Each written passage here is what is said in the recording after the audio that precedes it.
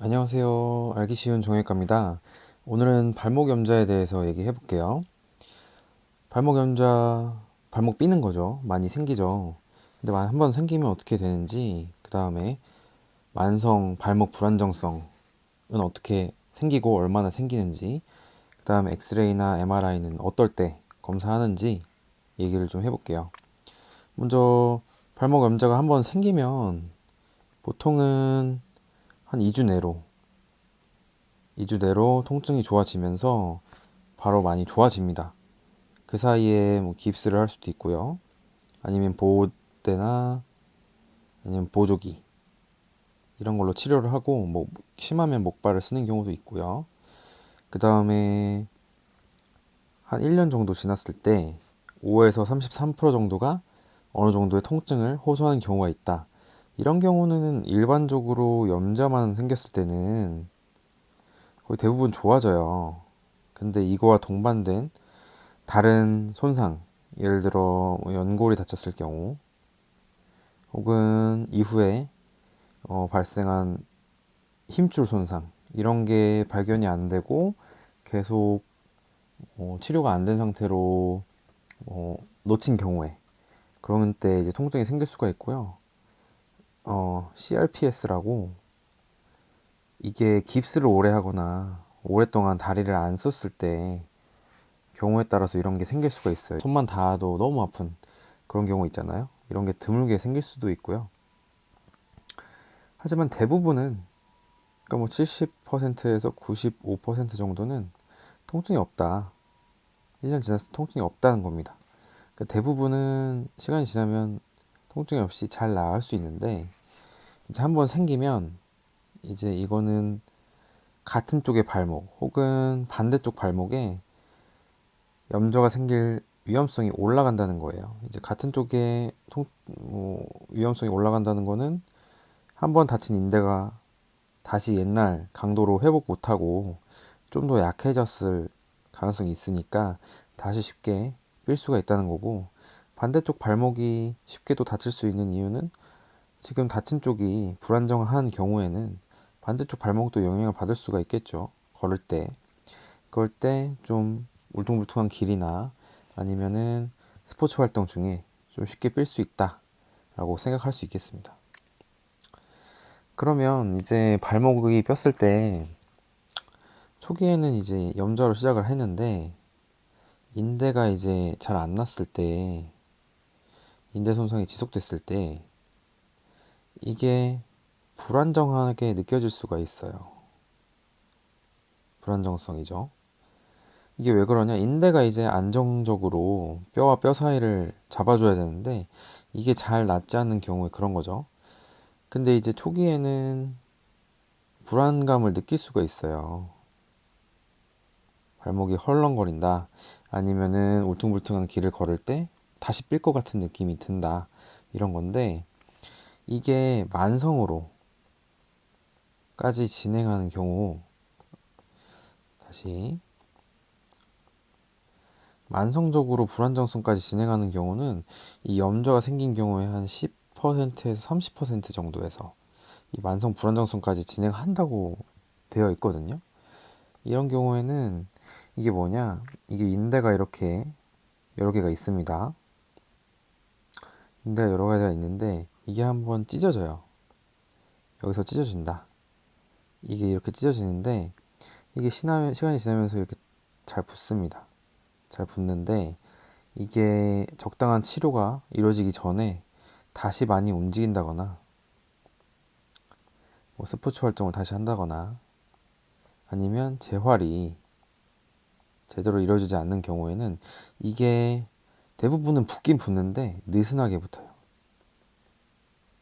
느슨하게 붙어서 이전의 강도를 유지하지 못하는 거죠. 그래서 발목이 이 앞으로, 주로 앞으로 이제 움직이는 거를 앞에 인대가 막아주는데 그게 막아주지 못하니까 이게 자꾸 앞으로 흔들립니다.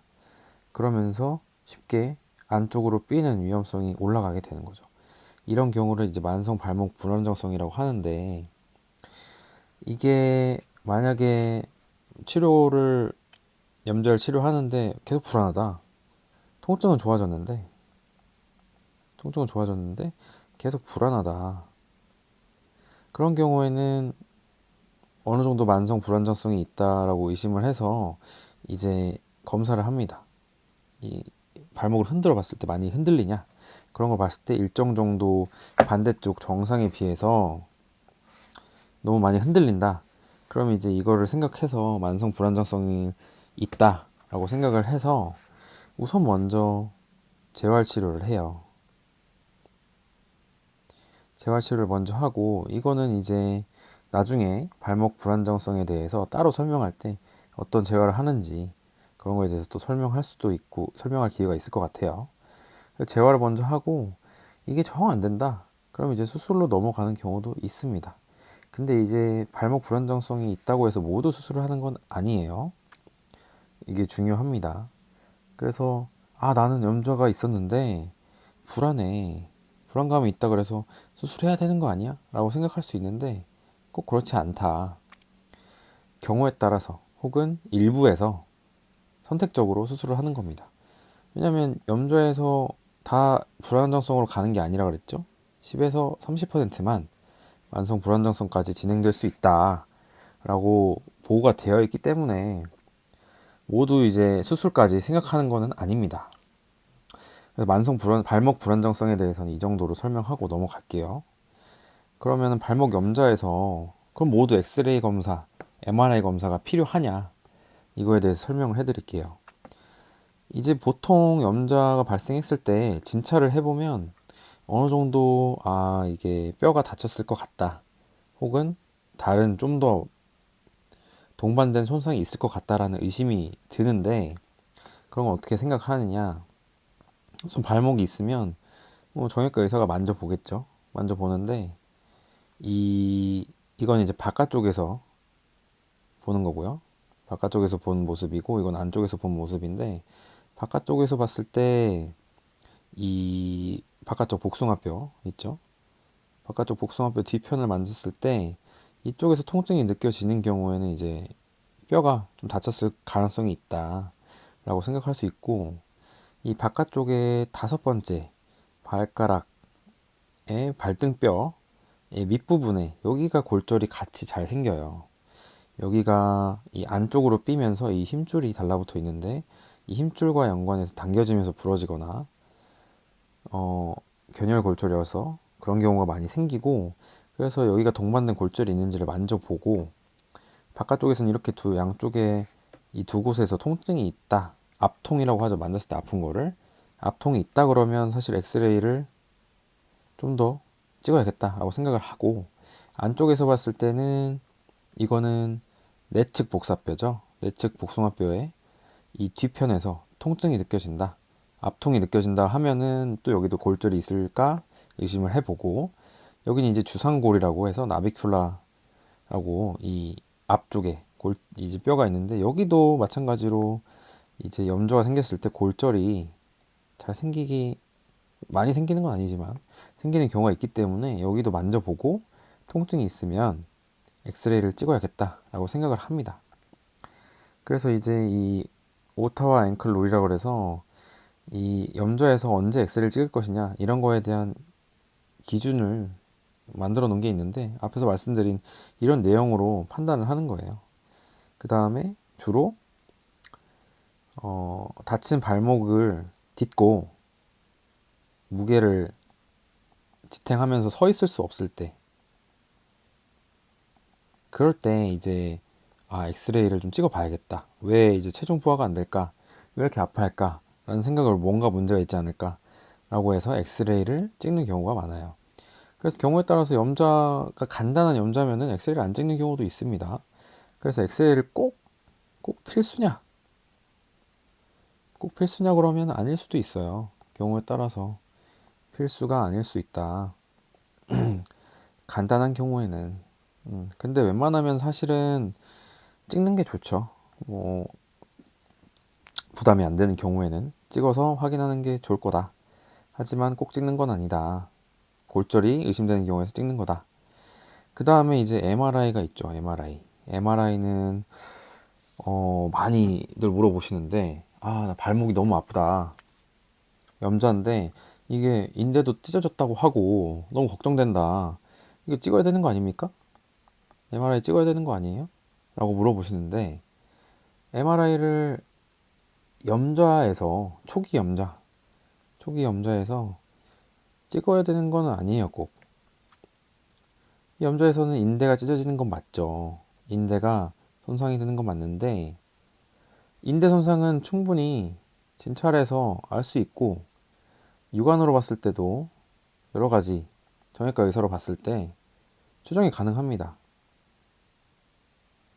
혹은 뭐 초음파로도 볼 수 있고요. 확인이 되는데 MRI는 언제 찍느냐? MRI는 이 인대, 동반된 발목 인대 손상 이외에 다른 손상이 있는 경우 혹은 의심이 되는 경우 이런 거를 확인하려고 찍는 거예요. 그래서 이런 다른 손상이 있는지 물론 엑스레이로 이제 골절 같은 거는 확인을 하죠. 골절은 엑스레이로 많이 확인을 하고 미세골절 같은 게 의심된다. 그러면 MRI를 나중에 찍을 수도 있겠죠. 근데 그거 말고 통증이 염좌 이후에 한 6에서 8주 정도 지났는데도 계속 아프다. 그러면은 이건 단순 염좌가 아니고 다른 게 동반되지 않았을까? 라고 생각하고 MRI를 찍어볼 수 있어요. 이게 대표적으로 이제 오스테오콘드랄 인절이라고 이제 골연골 병변입니다. 이거는 이제 발목을 앞에서 봤을 때 이렇게 발목이 있는데 이게 이제 비골이고 이거는 경골이고 이거는 이제 거골이라고 발목 아래쪽을 지탱하는 뼈예요. 근데 이게 염좌가 발생하면서 경우에 따라서 여기 거골의 이 윗부분에 이 골연골 병변, 그러니까 뼈와 같이 동반된 연골 손상이 발생할 수가 있어요. 이 연골이 같이 이렇게 덮여져 있는데 여기가 같이 손상이 되는 거죠.